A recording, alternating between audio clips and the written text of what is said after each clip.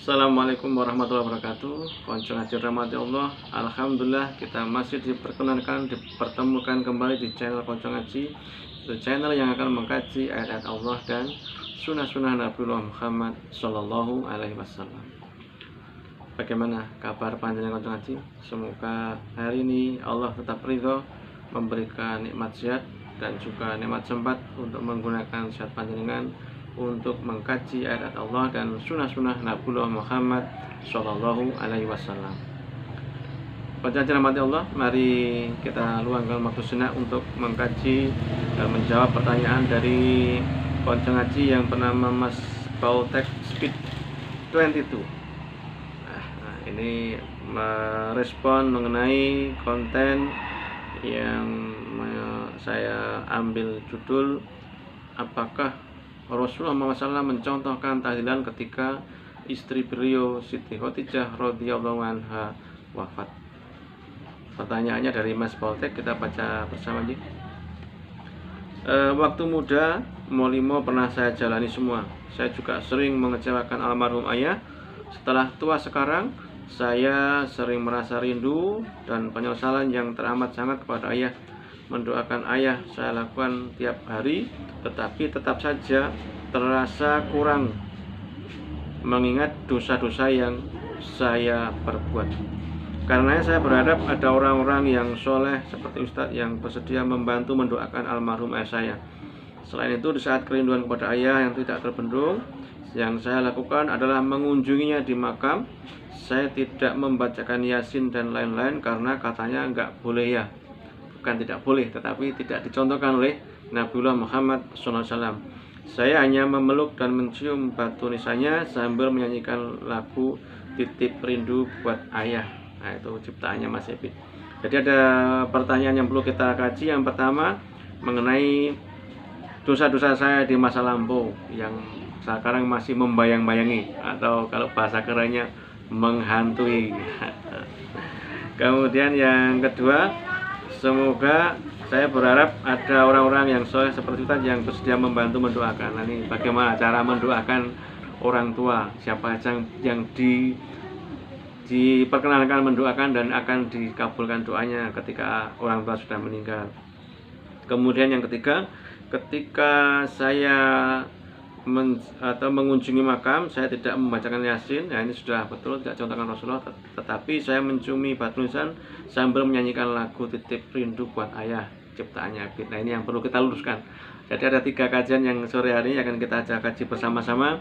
Semoga Allah memberikan waktu kita cukup untuk membahas di sini, dan semoga Konco Ngaji diberikan kesempatan untuk mengikuti channel ini sekaligus memahami sebagai muhasabah, karena kadang-kadang yang kita lakukan tidak sesuai dengan apa yang dicontohkan oleh Nabiullah Muhammad Sallallahu Alaihi Wasallam.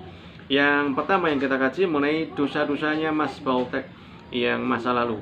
Molimo, wah ini molimo ini pastilah berpengalaman sampai molimonya juga. Tapi yang paling penting Mas Bautek, panjenengan itu sadar bahwa telah melakukan dosa besar atau dosa-dosa yang tidak diridhoi atau yang dimurkai oleh Allah Subhanahu wa taala. Yang paling penting itu, karena lebih berbahaya lagi adalah ketika kita melakukan dosa baik kecil atau besar tapi kita tidak sadar. Nah, itu yang menjerumuskan kita kepada lembah dosa yang membawa kita kepada pintu neraka.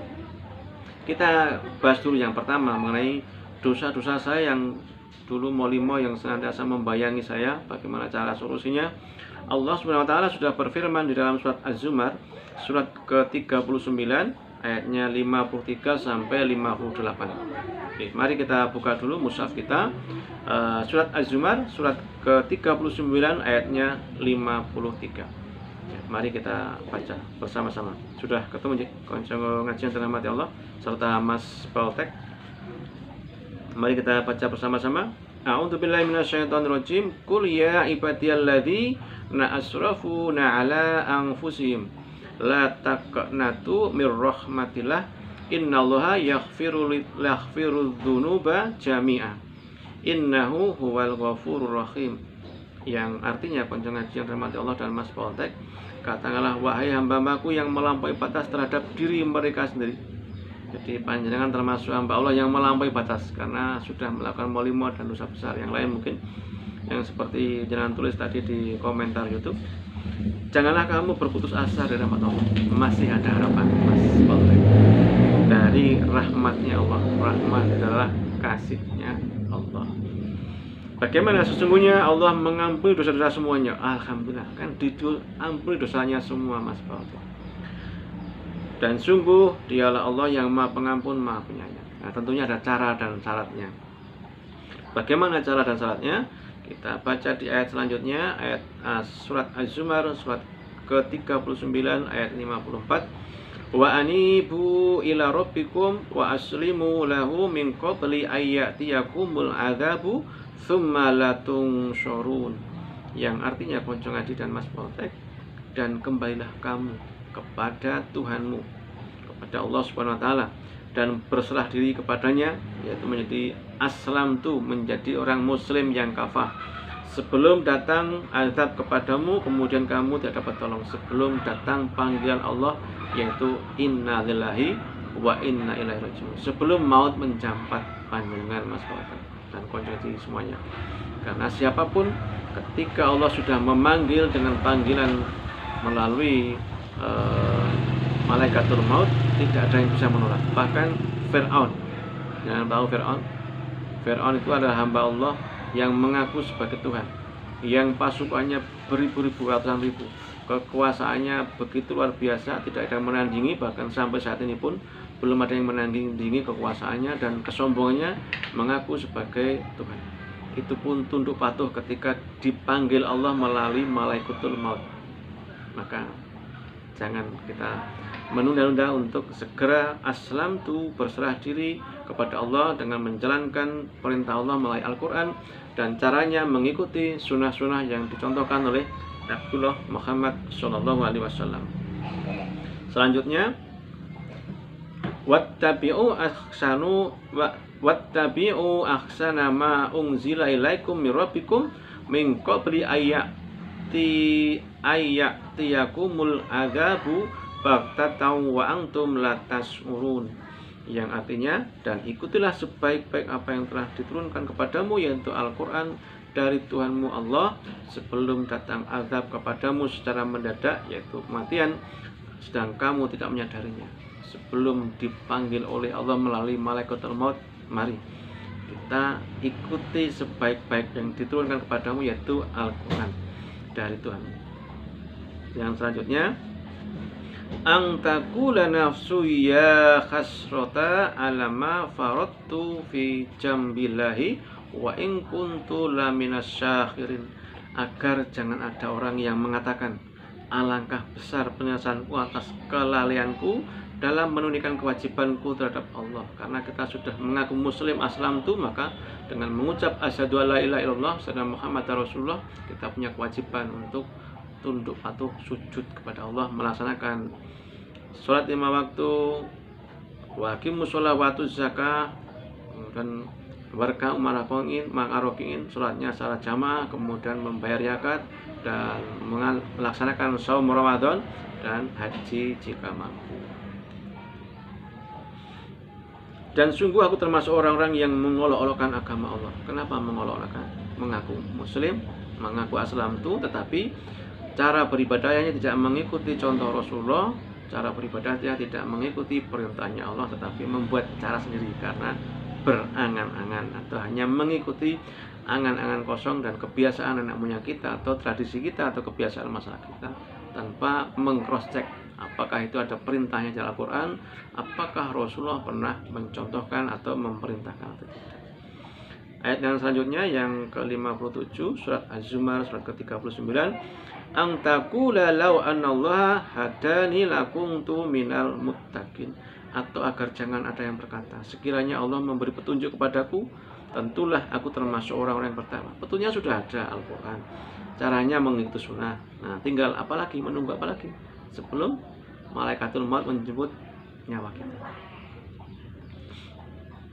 Yang ayat yang terakhir, yang ke-58, au taqula khina taral adzaba law anna li karotang fakuna minal muhsinin. Atau agar jangan ada yang berkata ketika azab, melihat azab, sekiranya aku dapat kembali ke dunia tentu akan termasuk orang-orang yang berbuat baik. Ini adalah informasi bocoran dari Allah.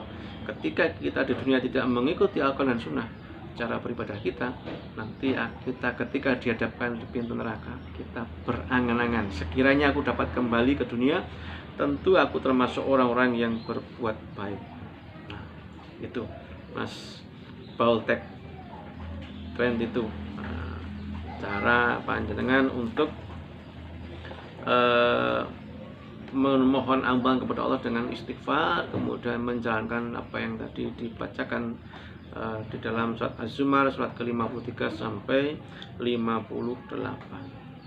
Kemudian yang kedua tadi, sekiranya ada hamba-hamba Allah yang salah seperti Ustaz yang mendoakan ayah saya, yang berhak mendoakan dan yang diridhai oleh Allah untuk memintakan ampun hanya doanya anak-anak yang soleh, anak-anaknya yang soleh, bukan anaknya tetangganya, bukan anaknya orang lain. Tapi teks redaksi hadisnya saya bacakan, idza matal insanu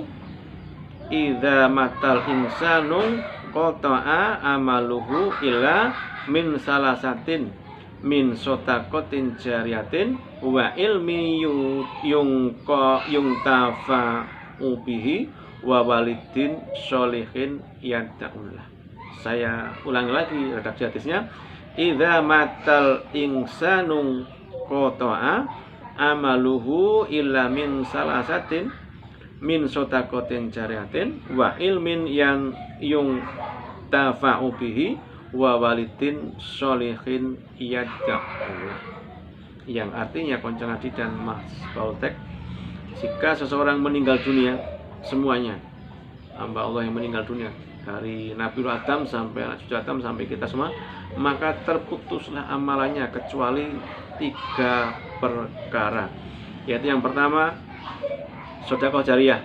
Ketika ayah panjenengan mungkin dulu wakaf untuk masjid, untuk Baitullah, untuk majelis ilmu, tetapi tidak mengharap selain hanya ridho dari Allah. Yang kedua, ilmu yang dimanfaatkan. Orang mengajar ngaji, mengajak kepada kebaikan, memberikan tausiah tentang Al-Quran dan Sunnah, tetapi yang tidak meminta imbalan. Karena begitu meminta imbalan, maka tujuannya adalah meminta imbalan, bukan ridho dari Allah. Dan terakhir, yaitu doanya anak-anak yang soleh. Doa anak yang soleh. Di doa ya, anak dari ahli kubur tadi yang soleh. Maka Mas Baltek panjenengan sekarang berusaha menjadilah hamba Allah yang soleh. Bagaimana caranya? Tadi dengan istighfar dan meminta ampun, dengan cara mengikuti Al-Quran dan Sunnah dan kembali ke jalan Allah. Insya Allah panjenengan menjadi hamba-hamba Allah yang soleh. Dan Allah berjanji akan mendengar doa panjenengan dan mengabulkan doa panjenengan seperti di dalam hadis yang mulia ini, idza matal insanu qata'a amaluhu illa min salasatin min sotakotin jariyatin wa ilmin yungtafa'u bihi wa walidin sholihin yad'ullah. Jika seseorang meninggal dunia, maka terputuslah amalannya kecuali 3 perkara, yaitu sedekah jariyah, ilmu yang dimanfaatkan, dan doa anak soleh. Itu caranya. Jadi jenengan yang bisa mendoakan dan diridhai oleh Allah untuk didengarkan doanya dan dikabulkan doanya oleh Zat yang mau mendengar dan mau mengabulkan doa panjenengan, syaratnya panjenengan harus menjadi hamba Allah yang soleh. Yang ketiga, tadi masalah yang ketiga adalah cara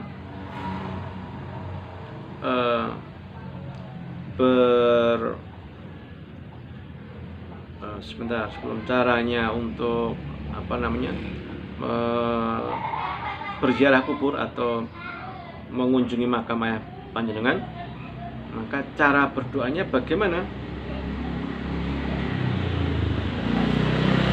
Mari kita buka mushaf kita di dalam surat Al-Baqarah, surat kedua ayatnya 186. Sudah ketemu ya? Mari kita baca. Wa idza sa'alaka ibadi anni fa inni qarib ajibu da'watu da'an idza da'ani falyastajibu li wal ya'uminu bila'allahum yarsudun. Dan apabila hamba-hambaku bertanya kepadamu tentang aku, maka jawablah bahwasanya aku Allah itu dekat.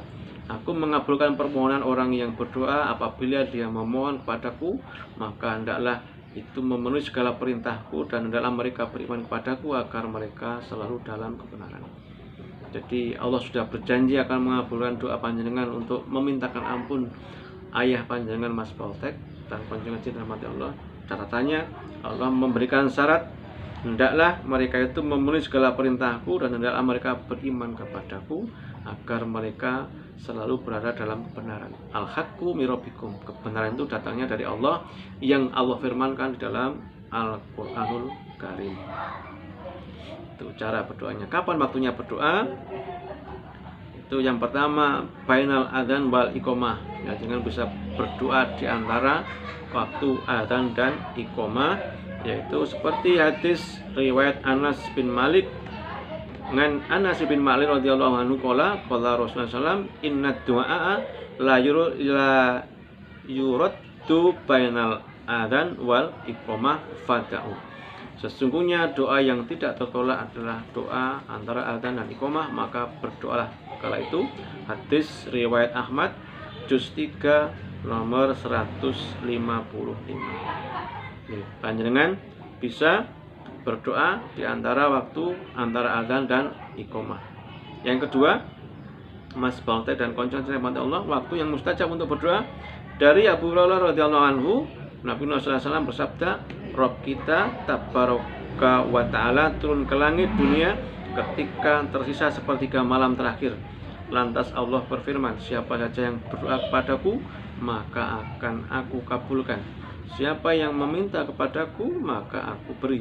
Siapa yang meminta ampunan kepadaku, maka akan aku berampuni. Hadis riwayat Bukhari nomor 1145 dan hadis riwayat Muslim di kitab hadis Muslim nomor 758. Jadi panjenengan bisa berdoa di waktu mustajab bainal adzan wal iqamah ataupun di waktu sepertiga malam dengan qiyamul lail atau sholat tahajud. Itu Mas Baltek dan bacaan hadis Masya Allah. Kemudian bagaimana doanya? Bisa dengan bahasa Indonesia ataupun dengan doa yang dicontohkan oleh Nabiullah Ibrahim alaihissalam yang diabadikan di dalam surat Ibrahim surat ke-14 ayatnya 41. Mari kita buka mushaf kita, surat Ibrahim surat ke-14 ayatnya 41. A'udzubillahi minasyaitonir rajim. Rabbana ighfirli wa li walidayya wa lil mu'minina yauma yaqumul hisab. Yang artinya pocong Nabi dan Mas Baltek, ya Tuhan kami, ampunilah aku dan kedua bapakku dan semua orang yang beriman pada hari diadakan perhitungan, yaitu hari kiamat. Jadi Islam itu mudah, doanya cukup seperti itu, seperti yang dicontohkan oleh Nabiullah Ibrahim alaihissalam. Dan Nabiullah Ibrahim ini adalah nabi yang sangat dikasihi oleh Allah karena akhlaknya yang lurus, akidahnya dan tauhidnya yang lurus. Jadi tidak perlu dengan selamatan, tidak perlu dengan membuat masakan-masakan, tidak perlu dengan menyembelih kambing dan lain sebagainya seperti yang lazim kita temui di masyarakat kita. Cukuplah berdoa di bainal adzan wal iqamah atau di surat qiyamul lail atau sehabis surat fardu, Rabbana ighfirli wa li walidayya wa lil mu'minina yauma yaqumul hisab. Doanya seperti itu saja. Tidak perlu yang berlebih-lebihan karena itulah berita atau firman Allah dari Zat yang mau mendengar dan mau menerima doa-doa kita. Kemudian yang ketiga, cara berziarah kubur yang dicontohkan oleh Nabiullah Muhammad SAW adalah seperti ini.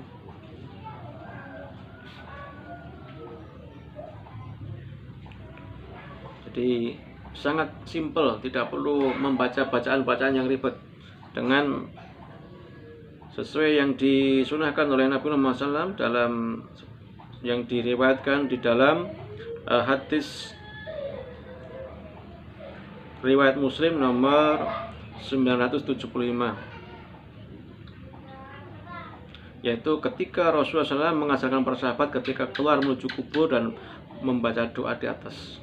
Jadi kita di kubur itu hanya mengunjungi, membersihkan kalau misalnya ada kebersihan. Kemudian setelah itu pada saat kita masuk ke dalam kubur, kita berdoa, Assalamualaikum ahlat diyar minal mu'minina wal muslimin wa inna insyaallahu bikum lalahiquna as'alullaha lana walakum afiyah, yang artinya semoga keselamatan tercurah kepada kalian wahai penghuni kubur dari golongan orang beriman dan orang-orang Islam. Kami insya Allah akan menyusul kalian. Saya minta keselamatan untuk kami dan kalian. Jadi inti dari ziarah kubur atau mengunjungi makam adalah satu, mendoakan agar diberikan keselamatan ahli kubur tersebut sesuai dengan yang dicontohkan oleh Nabi Muhammad SAW dengan doa yang sederhana. Kemudian kita mengambil hikmah. Jadi hikmah dari ziarah kubur atau mengunjungi makam adalah kita mengingat kematian. Kita akan menyusul dalam doanya, kami insya Allah akan menyusul kalian. Saya minta keselamatan untuk kami dan kalian. Maka apa yang sudah kita persiapkan wahai Konco Ngaji dan Mas Baltek dengan mengunjungi makam ayah panjenengan? Semestinya panjenengan tidak perlu bernyanyi, tidak perlu juga mencium nisang, tidak seperti itu, tetapi seperti yang dicontohkan Rasulullah, yaitu dengan membaca doa Assalamualaikum ahlat diyar minal mu'minin wal muslimin wa inna insyaallahu bikum lalahiquna as'alullaha lana walakum afiyah. Semoga keselamatan tercurah pada kalian wahai penghuni kubur dari golongan orang-orang beriman dan orang-orang Islam. Kami insya Allah akan menyusul kalian. Saya minta keselamatan untuk kami dan kalian. Pertanyaannya, apa yang sudah kita persiapkan Konco Ngaji Allah dan Mas Baltek ketika kita mengunjungi makam ayah kita?